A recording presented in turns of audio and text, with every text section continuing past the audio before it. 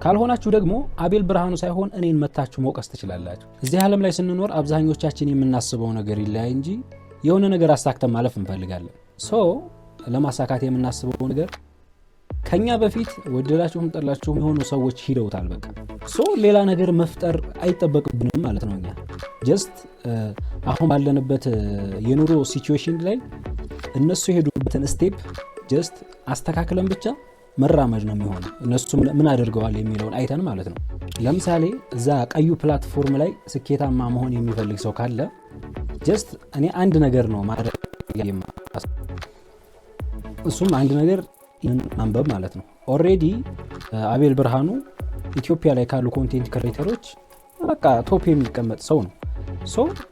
ያ ከሆነ እዛ ላይ ስኬታማ መሆን የሚፈልግ ሰው ይህንን መጽሐፍ ቢያነብሳ በቃ የሆነ አንድ ሳምንት ነው አንሰጥቶ ያንብበው።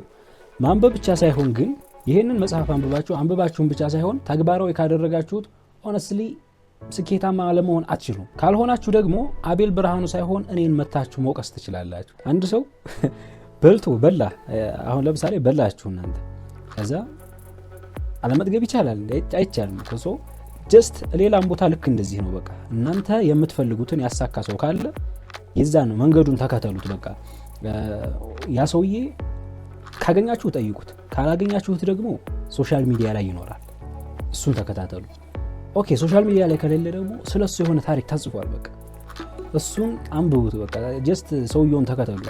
እያልኩ ያለሁት ደግሞ እሱ ያደረገውን አድርጉ ሳይሆን እያልኩኝ ያለሁት የሱን ሲስተም ተከተሉ ነው እያልኩኝ እንጂ ያለሁት ኮፒ አድርጉት እያልኩኝ አይደለም።